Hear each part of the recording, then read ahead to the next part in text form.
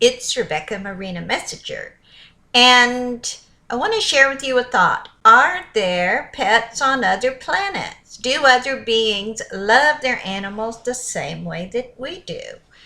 Well, I was in my morning meditation, actually, it was last year, and some beings of light appeared to me.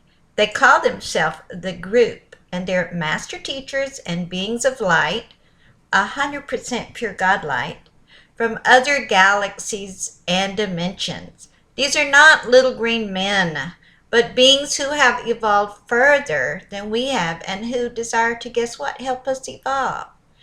Now, in the chapter of this book, it wound up being a whole book because every day I channel something new. Ingrid, my translator, explains about other species and their love of pets too. So, every time I begin a channeling session, I form a circle of light. And today, Ingrid was there, but guess what? He has two gigantic oxen-looking creatures, oxen like oxes, in the circle with him. Now, they're each about 5 times his size, yet he handles them easily by 2 crude rope-like halters. And so I say, "What strange-looking creatures! Why are you showing them to me?" And Ingrid replies, "These life forms are from another time and space. I wanted you to see them. They do appear huge to you, and yet the dimensions they're from, these could be considered house pets." So, this is a running conversation. I say to Ingrid, "Ah, well and good, but why are you showing them to me now? What significance do they have? Or are you just trying to entertain me?" So, of course, Ingrid gets a chuckle out of that because you know what? I love to be entertained. Here's what he said, though. "I brought along these pets to show you that although there are many different levels of creations, many different dimensions, many different planets, there are some common similarities among many of those." So I say, well, what similarities do these big ox-looking creatures have in common with this dimension? You know what? That just tickled Ingrid. He was pleased that I asked that question, and here's what he says. "These creatures represent the common thread of animal love or pet love on different levels of existence. Love is love. And if you have a pet that you love, you know that there's simply no love as unconditional as the love of your pet. You can leave your dog all day long without water, accidentally, I hope. And when you come home, they're going to be so happy to see you. Try doing that with your spouse.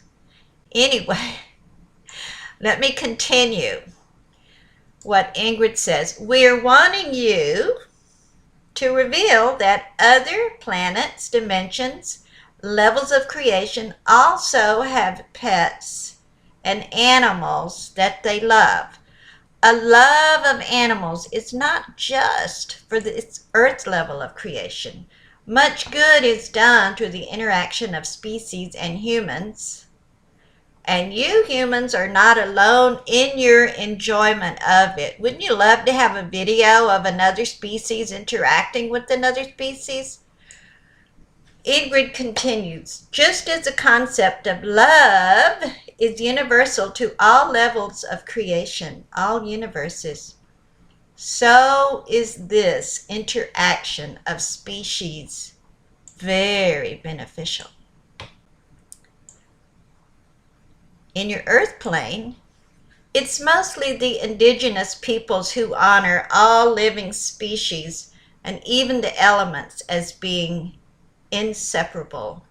Humans are now once again becoming aware of the importance of the honor and respect to all species of life, including animal, plant, and the elements." And so I say to my friend Ingrid, if you want to know who he is, it's in my first book, Book of Comfort. He appeared to me a few years ago, as a translator who can help me understand the language of different species and beings of light. So,